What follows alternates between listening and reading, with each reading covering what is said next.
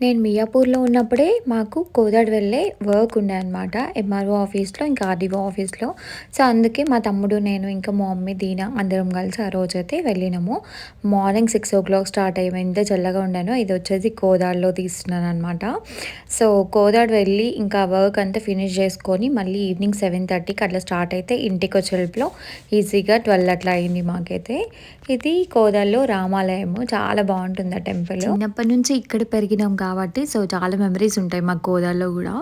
So ఇక్కడ మా నాన్న ఎప్పుడు చూపించలే కదా మీకు అసలు. మా నాన్న మా మమ్మీని అప్పుడప్పుడు చూస్తూ ఉంటారు. ఎందుకంటే మా ఇంటికి వస్తూ ఉంటుంది హైదరాబాద్కి. మా నాన్న అయితే అసలు లాంగ్ జర్నీస్ అస్సలు చేయడండి.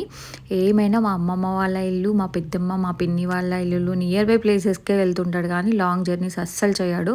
మీరు నమ్ముతారు అసలు హైదరాబాద్కి నా పెళ్ళి చూపులప్పుడు, మా దీనా ఫంక్షన్ అప్పుడు, మా వడి బియ్యం పోసుకున్నప్పుడు, ఇంకా నాకు తెలిసి ఒక 4-5 టైమ్స్ వచ్చి ఉంటాడు. మా దీనా పుట్టినప్పుడు ఆ టైంలో వచ్చి ఉంటాడు అంతే. వేళ్ళ పైన లెక్కేయచ్చు అనమాట. అస్సలు లాంగ్ జర్నీస్ అస్సలు ప్రిఫర్ చేయడు. ఏదైనా లాంగ్ జర్నీ వెళ్ళాలంటే మా మమ్మీనే పంపిస్తుంటాడు. సో దీనా ఇంకా మా నాన్న చాలా క్లోజ్గా ఉంటారనమాట. సో అదేవిధంగా ఫైటింగ్ కూడా చేస్తుంటారు ఫన్నీగా.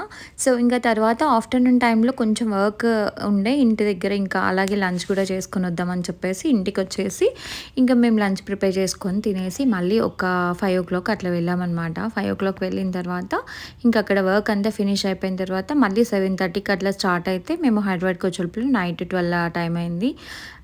డే మొత్తం అంతా అసలు తిరుగుతూనే ఉన్నామండి. అసలు చాలా టైర్డ్ అయిపోయి ఉండే. దీనాకైతే ఇక్కడికి వస్తే చాలా హ్యాపీ ఉంటుంది.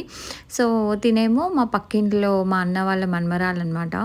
తనతో కోసేపు ఆడుకుంది. దీనికి ఇక్కడికి వస్తే మంచిగా అందరు దొరుకుతారు కాబట్టి మంచిగా టైం స్పెండ్ చేస్తుంది.